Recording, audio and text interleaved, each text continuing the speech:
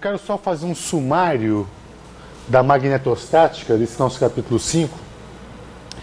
Então, as grandezas importantes que nós vimos até agora são J, que é a densidade de corrente, B, que é o campo, e A, que é o potencial vetor.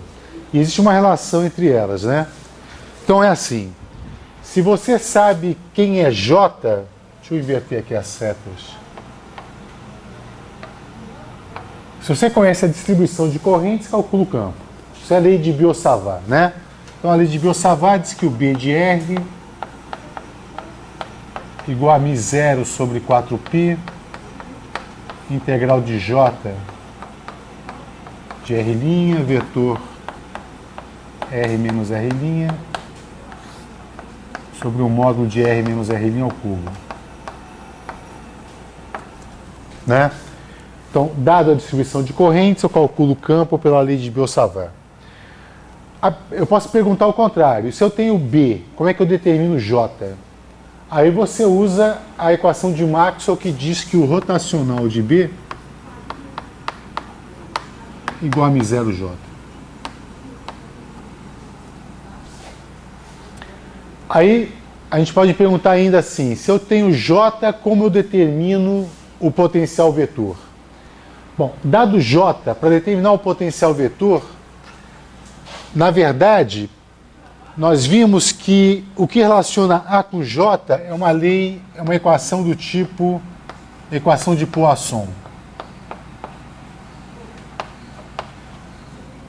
Não é verdade? Nesta equação de Poisson está embutido que o divergente de A é nulo.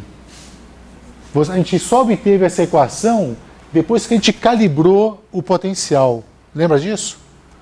Né? Isso aqui, dado que a divergência de A é igual a zero. Daqui implica nisso.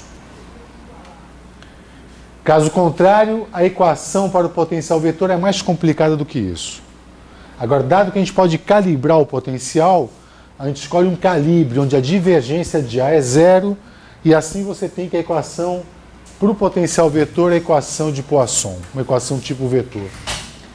O contrário, dado J, determina-se a partir da solução desta equação, que diz que o potencial A de R é μ0 sobre 4π, integral de J dV sobre R menos R'. Tá? Quer dizer, a solução daquela equação. E claro, a relação entre A e B é aquela relação que diz que é a definição de A, né? Que o campo B é igual ao rotacional de A. Então essas são as relações entre essas quantidades importantes. Falta ainda dizer algo sobre as condições de contorno, né? Coisa que não ficou ainda, não foi dita ainda. Então vamos comentar alguma coisa sobre as condições de contorno. Então, as condições de contorno, sempre a gente se baseia nas equações do campo. Então, as condições de contorno, para especificá-las, a gente tem que se ater às equações divergente de B igual a zero e o rotacional de B igual a μ0J. Tá?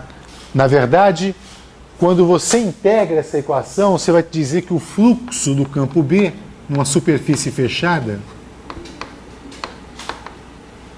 é igual a zero. E a integração desta equação te diz que a integral de linha de BdL é igual a μ0i. Então, como é que a gente constrói essas condições de contorno? Então imagine que eu tenho uma superfície que separa dois meios. Eu tenho aqui o meio 1 e eu tenho aqui o meio 2. Eu tenho um campo em que preenche o espaço, onde no meio 1 ele vale um B1 e no meio 2 ele vale um B2. Então a pergunta é, o que acontece nessa fronteira, quando eu atravesso a fronteira, com as componentes normal e tangencial de B. Para falar alguma coisa da componente normal, eu vou me basear nessa equação, cuja integral diz que o fluxo é igual a zero. Então eu vou desenhar aqui uma pastilha. Tem ali uma pastilha que é a interface das superfícies, né? Então eu tenho aqui o B1 e eu tenho aqui o B2. E eu vou fazer com que a largura dessa pastilha vá a zero. Correto? É isso que eu vou fazer. Então, o fluxo pressupõe o produto escalar de B com essa normal, a superfície aqui, e B2 com a normal para cá. Como essa distância vai a zero no limite da interface, a única contribuição para o fluxo que a gente tem vai ser dessas duas tampas aqui. Portanto, eu tenho que B1 escalar N. Aqui o produto escalar vai dar negativo, correto? Então, menos B2 escalar N, já que essa normal aqui é igual ao negativo dessa normal, isso aqui é igual a zero. Ou B1 menos B2 escalar N igual a zero. Isso quer dizer o que a componente normal do campo deve ser contínua, né? Daqui eu concluo que B1 componente perpendicular à superfície deve ser igual a B2 componente perpendicular à superfície. Tá? Então, isso é uma condição de contorno. Diferente da eletrostática, não é verdade? Na eletrostática normal, o campo elétrico componente normal sofre um salto sempre que eu tinha uma densidade de cargas na superfície. Agora, é claro que nesta interface eu posso ter uma corrente superficial, um K. Então, digamos que naquela superfície eu tenho uma densidade de corrente, por exemplo, atravessando a superfície dessa forma aqui, um K. Então, para saber o que acontece com a componente tangencial, tangente à superfície, agora eu vou me ater a esta equação aqui com fontes. Então, eu vou fazer uma integral de linha. Então, eu vou escolher um caminho, fazer uma integral de linha e dizer que o valor dessa integral é igual à corrente que atravessa a minha superfície.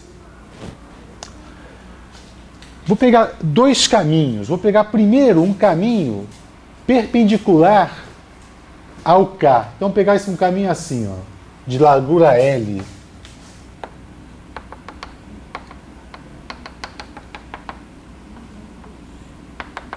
Por exemplo, assim.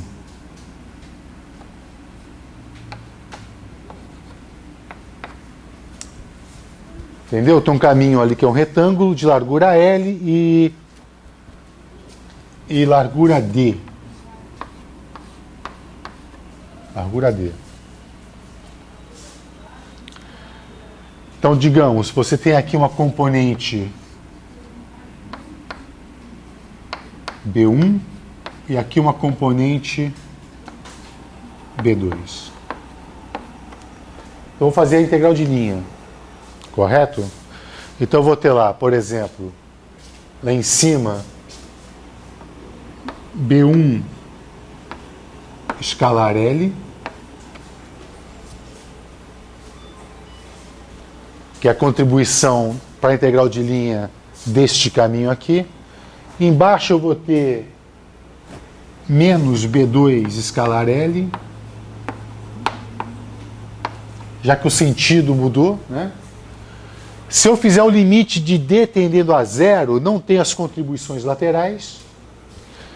E isto deve ser igual à corrente que atravessa o caminho, quer dizer, este retângulo de comprimento L. Como é que eu determino essa corrente? Isso aí vai ser igual a μ0 vezes essa corrente I, então isso aqui é μ0, K vezes L. K já é uma densidade, corrente por unidade de comprimento, eu pego o comprimento, vai me dar. Portanto, eu vou ter que B1, isso aqui é a componente paralela de B1, menos B2, componente paralela, vezes o L, isso aqui é igual a μ0 KL, portanto, eu corto, e eu tenho que B1, componente paralela, menos B2, componente paralela, igual a μ0K. Vem cá, e se eu pegasse um caminho que fosse tal que o L fosse paralelo ao vetor K? O que aconteceria nesse caso com a componente tangencial à superfície? Haveria alguma corrente atravessando aquele retângulo? Não mais, né? Então, nesse caso, a componente tangencial seria paralela. Elas seriam iguais. B1 paralelo seria igual a P2 paralelo. Então, eu consigo condensar isto aqui com isto aqui da seguinte maneira. B1 vetor menos B2 vetor igual a μ0 K vetor N, onde esse N é uma normal à superfície. Vamos ver se isso é verdade. Bom, você vê que essa diferença aqui nunca estará na direção de N. Ele vai ser contínuo nessa direção. E nem na direção de K. Ele também vai ser contínuo nessa direção. Isso é razoável. A gente acabou de ver que o B é contínuo na direção normal e o B é contínuo na direção da corrente. Mas ele é descontínuo na direção perpendicular à corrente. É o que está escrito aqui. Então, B1 menos B2, ele vai ter uma descontinuidade numa direção simultaneamente perpendicular a K e a N. Tá? Então, isso aqui condensa essas duas condições de contorno. Essa parte tangencial e essa parte normal. Tá bom? Eu vou voltar a falar nisso quando eu falar em materiais. Quando eu tiver materiais, como por exemplo, essa superfície pode estar separando dois meios paramagnético, ou ferromagnético, ou diamagnético. Aí eu teria que falar não do vetor B, mas de um vetor auxiliar. Tá bom? Então tá, então na verdade o que você tem aí no quadro é uma síntese do capítulo 5, né? As equações que envolvem as fontes e os campos e o seu auxiliar, o seu potencial e as condições de contorno. Então basicamente isso é toda a magnetostática.